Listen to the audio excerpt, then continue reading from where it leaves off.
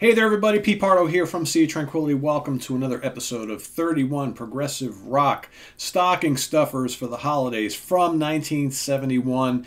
Today we're going to take a look at a much-loved album from a much-loved band. This was released October 30th, 1971 for the Harvest label, produced by the band themselves. This is their sixth album. It's kind of crazy when you think about it. In 1971, they already had six albums under their belts, but these guys started pretty early. Talking about one of the leaders of the whole psychedelic rock movement from Great Britain, Pink Floyd metal.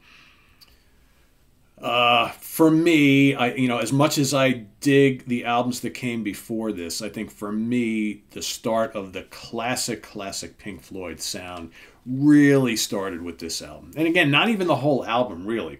You've got the incredible bookends to this album, which I think are drop-dead classics. And then you have some tunes in the middle that, to me, range from kind of mediocre to pretty cool, definitely different. And this, of course, is the classic lineup of the band.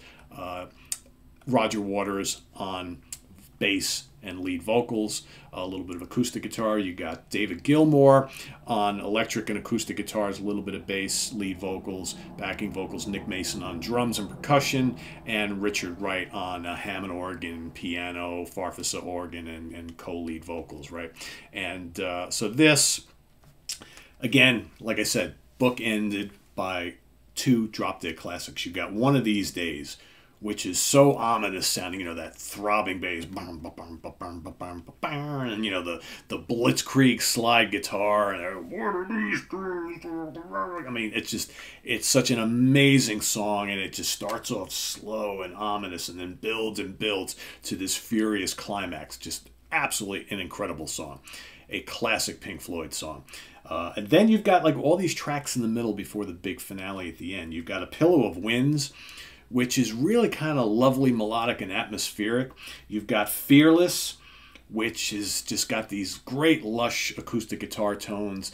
Very catchy song. You've got Saint-Tropez and Seamus. Seamus, of course, got the great, dog barking and howling and all that kind of stuff. And Saint-Tropez, these tunes are kind of folky, the ones in the middle here.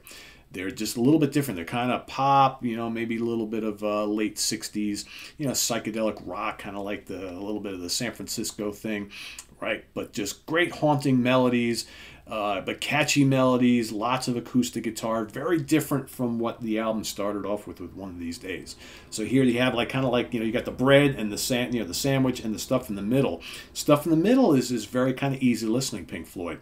And then the last track, you've got the 23 minute and change Echoes, which for my money is one of the great kind of space rock classics of all time. I remember the first time I had ever heard this album, and the first time I ever actually sat through Echoes, I was in college, so we're probably talking 1984 or early 1985, and I was hanging out with my then roommate and a bunch of our suite mates, and it was really late at night, and we were, drinking some beers and doing some other stuff, and I remember it was really late, and we're all sitting there and everybody's pretty quiet, and Echoes comes on, and I was like, oh boy, this is pretty out there. This is definitely a little eerie, and the kind of the way I was feeling, I was like, wow. And still to this day, I listen to Echoes and I think back on that time, that evening, way back when, almost 40 years ago. Not quite 40 years ago, but we're getting there. I'll be saying 40 years in just 2 years. But yeah, it was definitely an experience back then to this young hard rock and metalhead, and I think that was really my first experience with Pink Floyd, where I really started to grow a liking for this band, because I had listened to The Wall, I had heard obviously Dark Side of the Moon and some of those other albums, but I really didn't gain an appreciation for Pink Floyd till this fateful evening. I remember waking up the next morning saying to myself, wow, I kind of like the experience of listening to that band and specifically that song in the frame of mind that I was in last night. So yeah, it was pretty cool. And I love like all the little trippy keyboard effects and the guitars and the vocals. And I think amazing vocals on that song. And it's just this song that just kind of bobs and weaves and builds, and there's all this drama and tension, and that's what's so great about classic Floyd stuff. Whereas you have in the middle, like I said, you got these more easy listening songs. I think, like the precursor to the song, the title track of Wish You Were Here, might have actually started on this album, because you hear kind of similar type of song structures and melodies and uses of the acoustic guitar. I think is kind of, you hear that sort of easy listening sing-along Floyd, right? Wish You Were Here is like one of the great, everybody's sitting around the campfire enjoying a sing-along. Maybe someone's got a guitar, everybody knows the words and all that kind of stuff. You get a little bit of that in the middle songs, but then you got One of These Days and Echoes, which kind of, start and finish the album. Psh, amazing. And how about that cool album cover, right? The little droplets of water. Amazing. Pink Floyd Metal, classic album from Pink Floyd, 1971.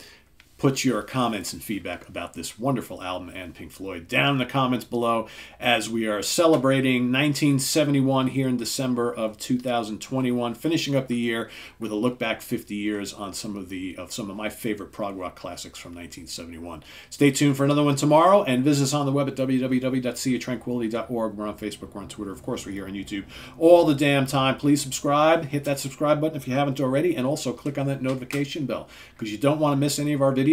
And if you click on that notification bell, you'll get an email every time we post something, so you'll know to go over, catch the live premiere, or catch it whenever you can. You don't miss anything that way. Also, if you want to make a channel donation, we've got the link to our Ko-Fi page below. We've got the link to our merch page below, where we're running a sale on merchandise now through the end of the month, so take advantage of that. And the link to our webzine, which is celebrating 20 years on the internet this year. So I am Pete Pardo. Thanks for watching. Tune in here for all sorts of cool stuff now and throughout the end of the year, and then 2022 right around the corner. We got all sorts of new things planned for the coming year, so you don't want to miss any of it. So thanks for being along for the ride, and we'll see you tomorrow morning with more stocking stuffers from the year 1971 in progressive rock. Take care. Bye-bye.